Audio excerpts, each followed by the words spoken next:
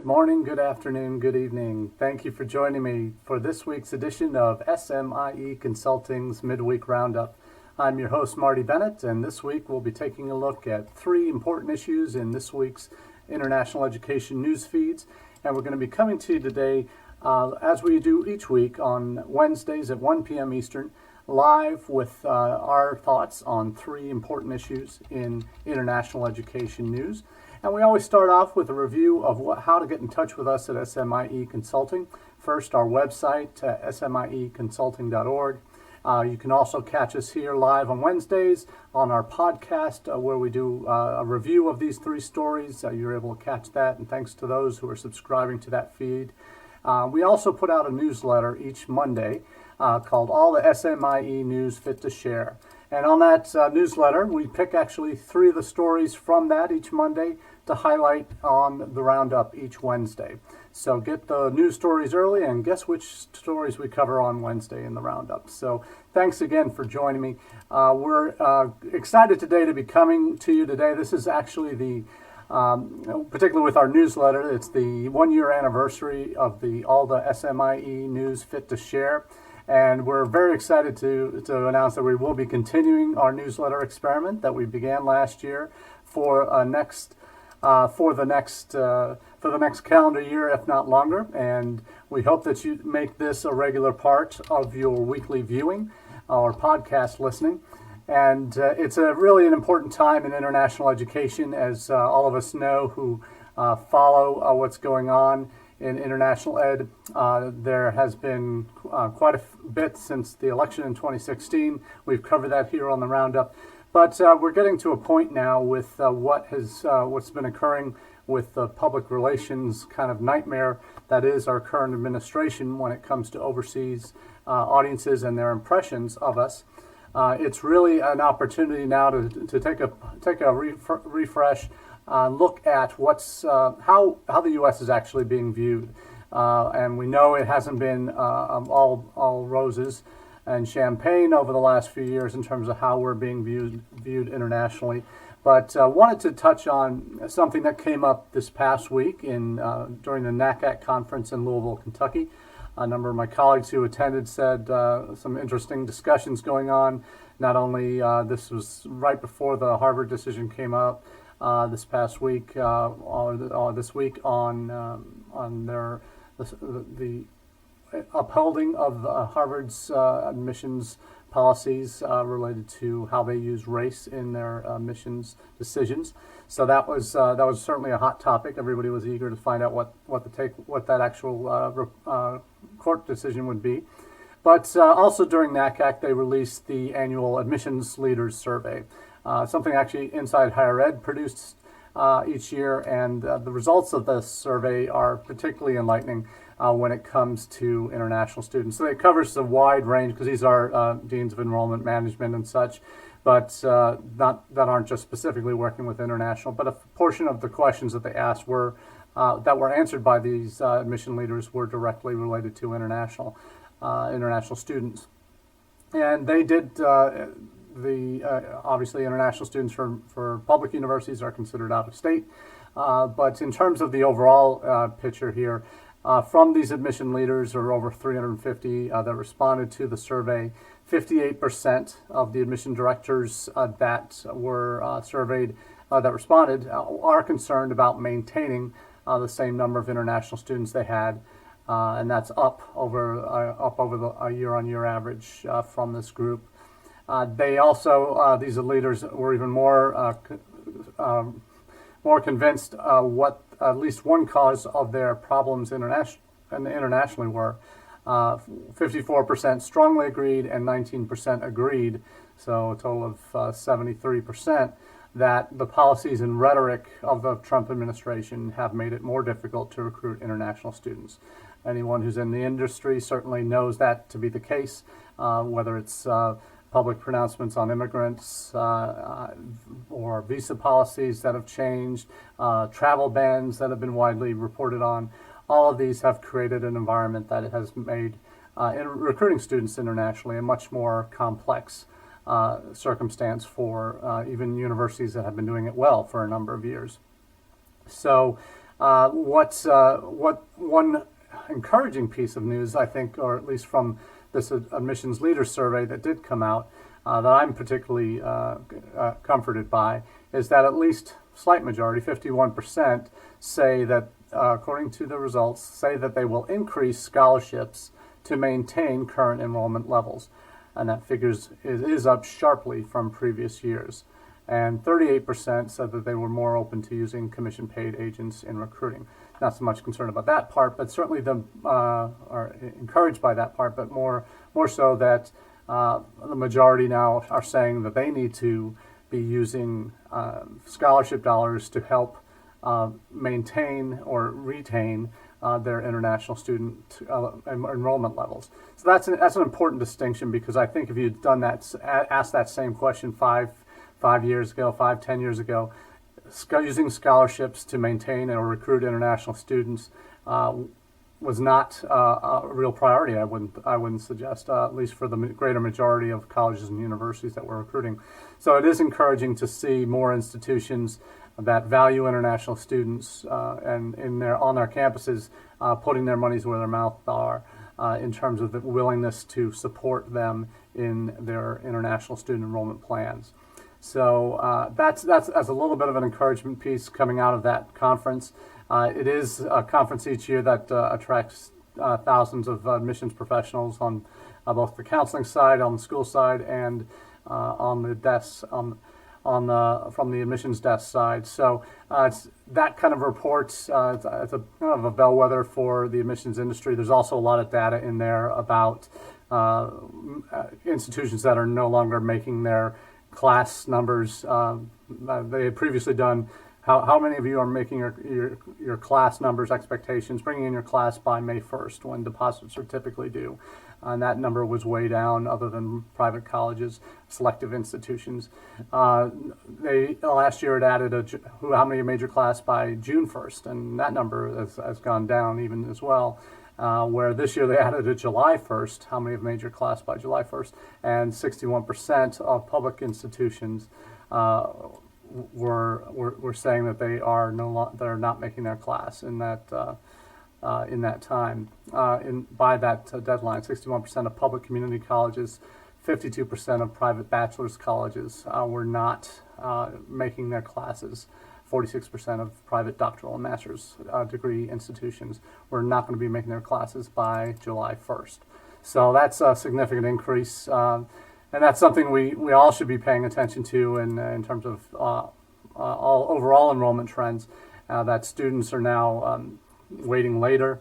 They are keeping their options open, and I think those issues are only going to be exacerbated when you consider NACEC's additional stance that they were forced to change their code of ethical principles and practices this past week, where they removed language that had prevented institutions that were NACEC members from having, after the May 1st date, going after new freshmen and transfer students with improved aid offers and considering it more of an open market, an open season on students beyond the May 1st deadline for deposits.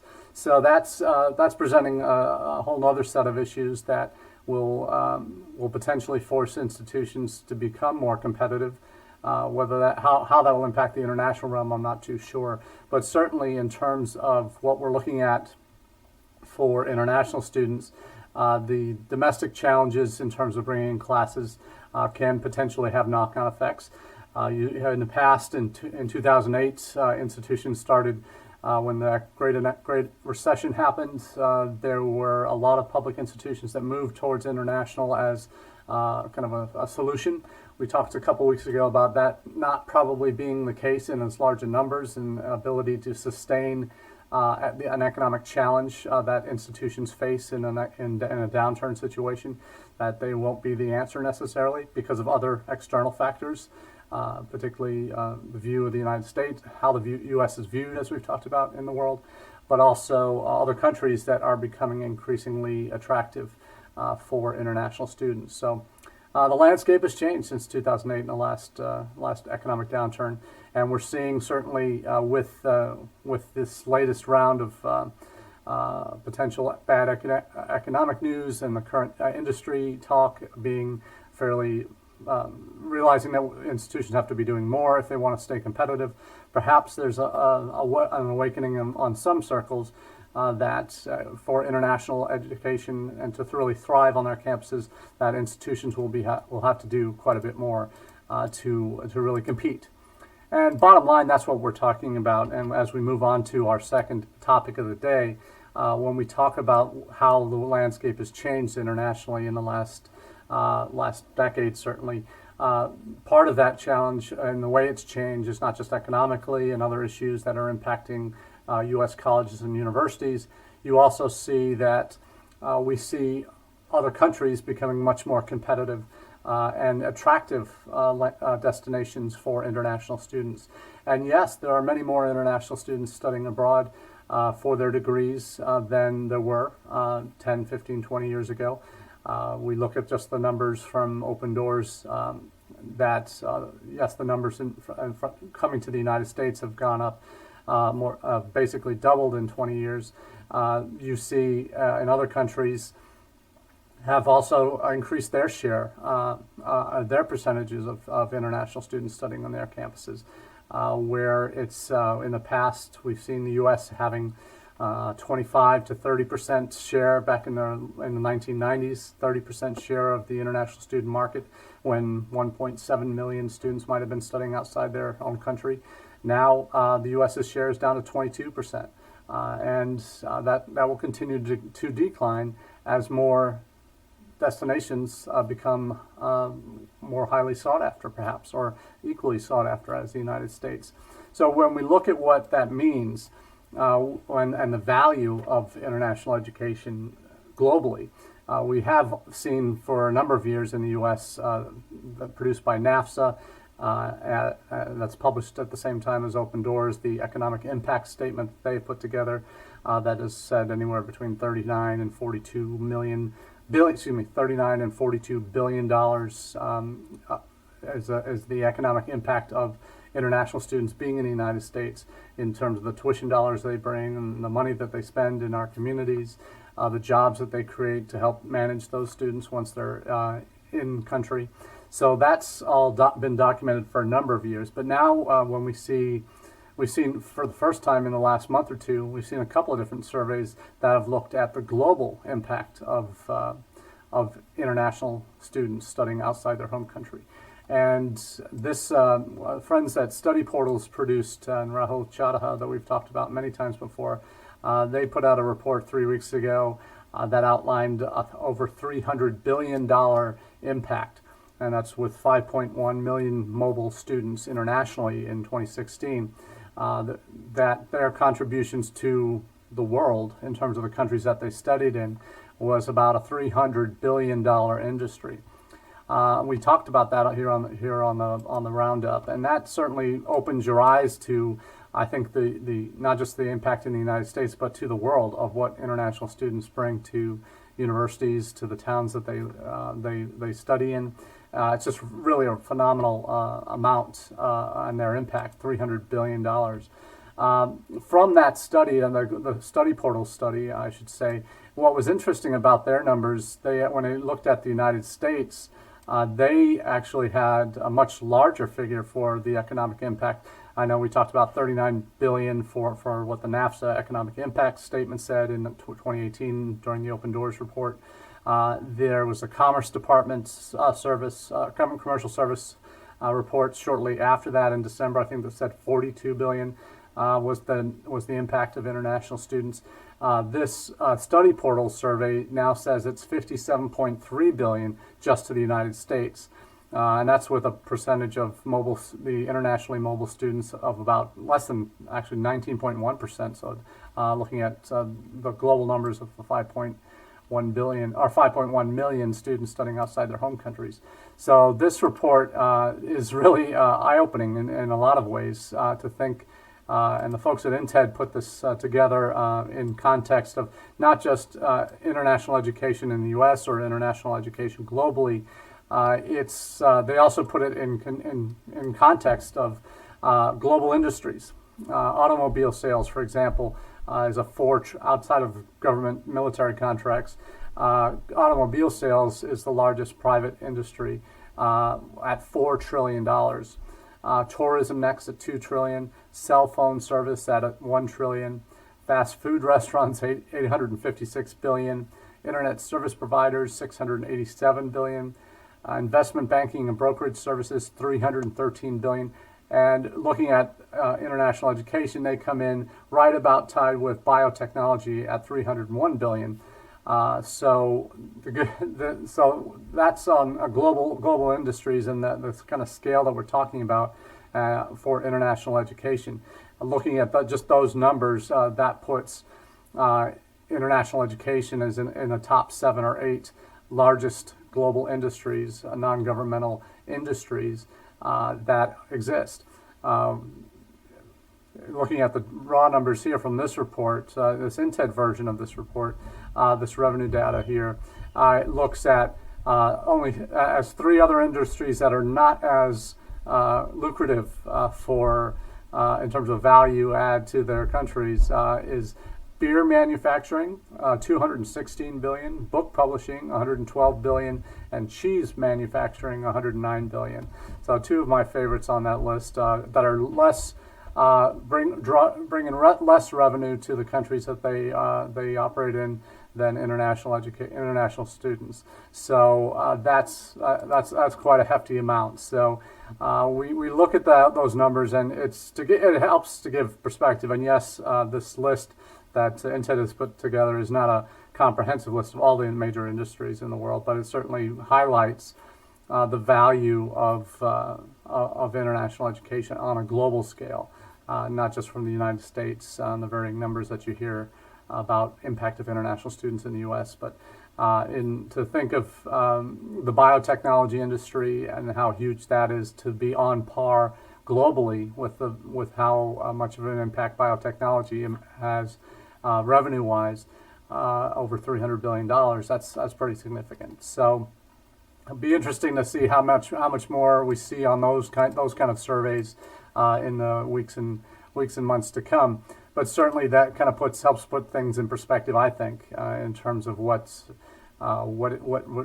we do in international education and the kind of perspective and value that what we do has on not just our own countries but the world on a macro scale.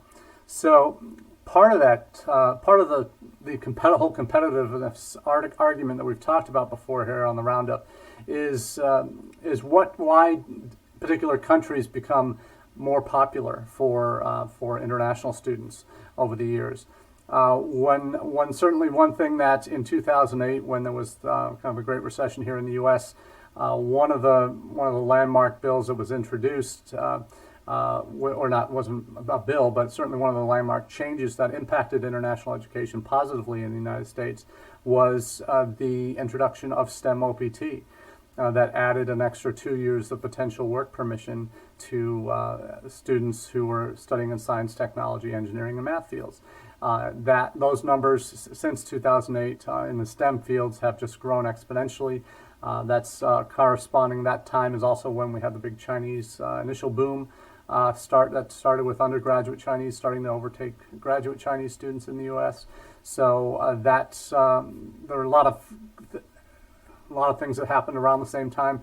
Shortly before that, we had the reintroduction the expansion of the Saudi Arabian scholarship programs, the Brazilian scientific mobility program scholarships, and those events led to the kind of a gravy train that we had experienced here in the U.S. from the late noughties to the last probably the middle of the teens here. So what we see now is frankly, with international education globally, is one of the factors that's making it much more competitive is that nations are seeing it as a major revenue source for their countries and are designing their system, frankly, and the U.S. system hasn't been really designed this way, has been a way to attract the best and the brightest, not only for universities, but find and create pathways for those individuals that come to stay. And that's one thing for anyone who's been an international student advisor for more than a minute. You realize that when students come and they start asking about work permission, and when you get to the end of their degrees, they're talking about OPT, STEM OPT, and all the extra work that needs to be done to make that happen.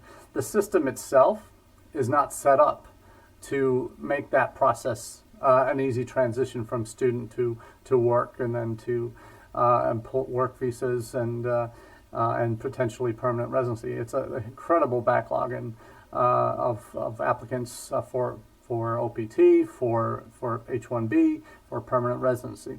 All of those are incredible obstacles that our system in the U.S. is not. Even though we're a country of immigrants, we are the great melting pot. I'm an immigrant. When I came as a 5-year-old boy and was on an L2 visa, my parents came to the U.S. for a better opportunity, for a job that my dad had at his company sent him here to the United States or brought him to the headquarters, and that's what got me here. And thousands and hundreds and thousands of others in the last 40 years that I've been in the United States have followed similar paths to come to this country for a better life, for education, for employment. Other countries, and we had, it was a long and fairly broken road that helped our family become eventual citizens. But in other countries, that process has become much more streamlined. And yes, we still have the best universities in the world, but the process of, for those that want to come study and stay, work, is not an easy one. In fact, the students that come in are on non-immigrant visas, and yes, they can eventually get an H-1B, which is still a non-immigrant visa, and then transition to a permanent residency green card situation. But that process is one that, from the outset, the deck is stacked against them having that opportunity. And the current president has said, we want the best and the brightest here. We want more talented, skilled migrants coming to this country. And those that are coming for study are potentially the best pipeline for that. Those needs to be met. And that's something that we don't allow in our current system. Countries like Australia, like Canada, and increasingly now the UK have set up, and New Zealand have had set up their immigration systems to provide clear pathways for students that want to come and work after graduation and eventually become full-time employees and eventually permanent residency. Those pathways are clear in all these other countries now. So what we see happening, we've talked about OPT and post-study work in a number of different ways here on the Roundup. There was an interesting article that Quartz, publication, an online publication I've seen pop into my feeds in the last year or so, that looks at this one story here that I've just uploaded to the Facebook page, the countries that let foreign students stay the longest after graduation. And this is kind of following on from the UK's reintroduction of the 2-year post-study work visa that came back into play after an absence of 7 years. It'll be back in play for students graduating in the summer 2020. Will have 2 years to find work. This is interesting to look at this list because it has Australia has been at the top of this list with 2 years of time that foreign graduates can search for jobs in country. UK had been 4 months, and now with the reintroduction of post-study work visas, it's actually 2 years as of next summer. Germany has had 1.5 years, 18 months as their standard for a number of years. Austria, Lithuania, Norway are in the process of increasing from 6 months to 1 year. And I think this is an EU-wide referendum that passed that all international students should have at least 1 year to stay in country. So other countries, Chile, have recently increased theirs to 1 year, Spain to 1 year. Most of the other EU countries, New Zealand has 1 year for students to find work after graduation, where they're still in this work eligibility visa category. So there are some differences. So it is kind of apples and oranges here, because in the U.S., though students can be approved initially for 1 year on this, and if you look at the chart, the U.S. is way down the list. among many countries that are at a year. Probably in fourth place if you look at the overall numbers for the minimum length. What isn't part of this list is a STEM OPT that brings it out to 3 years and makes actually that the longest that any student can stay and work. But what is interesting is these are, and when I say apples and oranges, in the U.S. the permission to work is tied to their visa status, their existing visa status when they enter the country. For students, it's a different category. It's a post-study work visa up to 2 years. So this is something that where they can be looking for work. They don't have to actually have a job. In the U.S., the requirements have gotten much stricter, though it's almost not quite a CPT experience yet, but certainly if you're going STEM OPT, it's more like, yes, you have to have a specific job, specific employer, an offer before you can have that extra work. In the U.S. now, students have to have that job within short order after they've been authorized to work. It's not necessarily just a permission to stay for another year. So it'll be interesting to see where this goes. And when I say how much other countries have changed their systems to create these pathways that allow students to stay in country. Another story that caught my eye this past week was one out of Canada, where it looks at the explosion of international students at colleges that tend to be more vocational colleges, but also community colleges. One article was referencing students at Centennial College in Ontario that have seen just a huge explosion of international students there. That of all the publicly funded colleges, English colleges in Ontario, international student enrollment rose 155% over the past 5 years, from 86,000 to about 300,000. So that's just enormous increases. It rose to 86,000 out of 300,000 students in the system. So in their English colleges, and these aren't university levels, these are, again, vocational and community colleges. That's in Ontario, or in the province. So that's certainly something that has been an incredible draw, because in Canada, as we've talked about before, there's a very clear pathway for those that want to stay and work in Canada to come through as students and have work permission during and after their studies, on campus during their study, or off campus during their studies for 20 hours a week up to, and then after graduation for a period of years after. Now, what this has done is it's changed the dynamic in international education. One immigration consultant in Ontario recently was quoted as saying in this article, "International education is not an education program anymore. It's an immigration program." This is in Canada. "Most students are studying for permanent residence. It has nothing to do with learning." And the quote here is, "It's Canada's gold rush, and everyone is in this game." So very interested to see those kind of comments coming out of Canada. Hello, Lou. Glad to have you on board here, and hope all is well at Unibuddy in your new offices in Manhattan. Glad to see you on the bucking bronco or bucking steer at NACAC last week. Hope that went well. Seems like you survived intact in your cow suit. So good to see you on the Roundup. Always good to have the regulars coming back. Just to give you a sense that we talked about what the situation is like in Canada with the incredible increases they've had, and that being very much immigration driven, even though they're coming for study. These are students that are coming for the work that they're going to be able to get after graduation. So looking forward to seeing what happens with some of these countries that are now seeing knock-on consequences, that the colleges that are enrolling all these students are having various issues with English proficiency, and students that aren't as serious as perhaps they should be at the college level, not necessarily the university level in Canada. But certainly there's some challenges there, and ones that certainly worth keeping an eye on as that grows. The last story that we have here related to work after graduation is looking at China. We've talked about China here on the Roundup before as kind of the sleeping giant. that it has very much awoken in the last few years, not just for what it's done in terms of sending students all over the globe for studies, but also in their recent attempts to bring more international students to China to improve the quality of their universities, to internationalize their campuses.